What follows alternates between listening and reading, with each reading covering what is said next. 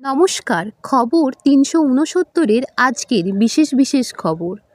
জাঁকিয়ে ঠান্ডা পড়ার আগেই পশ্চিম মেদিনীপুরের ঘাটাল পৌরসভার ১৩ নম্বর ওয়ার্ড হরিশিমপুর গ্রামের জলাশয়ে ভিড় জমেছে পরিযায়ী পাখিদের। শীতের শুরুতে ঘাটাল মহকুমায় বিভিন্ন ঝিল ও জলাশয়ে পরিযায়ী পাখি দলে দলে বাসা বেঁধেছে। ভিনদেশের পরিযায়ী পাখিদের দেখার জন্য মানুষজনের ভিড় বাড়ছে ঘাটালের বিভিন্ন জায়গাতে। ঘাটালের হরিশিমপুর পার্কের ঝিলে বিভিন্ন প্রজাতির পরিযায়ী পাখি এসেছে।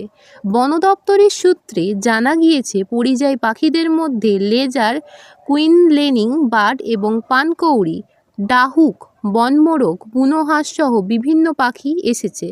প্রতি বছর নভেম্বর মাসে পাখিগুলি আসে। পরিযায়ী পাখিদের দেখতে পাখিপ্রেমী বিভিন্ন মানুষজনের ভিড় জমেছে এই এলাকায়। ভিনদেশ থেকে আসা অতিথি পাখিদের যাতে কোনো রকম অসুবিধা না হয় তার জন্য সতর্ক বার্তা দিয়েছে বন দপ্তর। স্থানীয় বাসিন্দাদের কথা মতো এখানে এক সময় একসাথে ৫ থেকে ১০ হাজারেরও বেশি পাখি দেখা যায়। একটির ওজন ৩ থেকে ৪ কেজি। স্থানীয়দের কাছে এরা শামখোল নামে পরিচিত।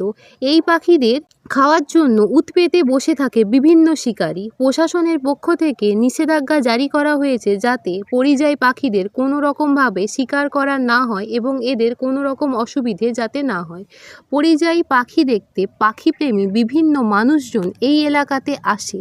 শীতকালে সাধারণত অনেকেই পিকনিকে মেতে ওঠেন। পিকনিকের সাথে চলে উচ্চস্বরে মাইক বক্স বাজানো।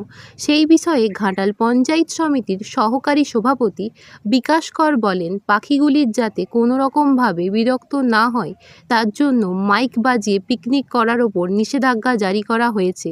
তিনি আরও বলেন, এ বিষয়ে মাইক প্রচারও করা হবে। তো এই ধরনের খবর পেতে অবশ্যই চোখ রাখুন খবর ৩৬৯-এ। নমস্কার।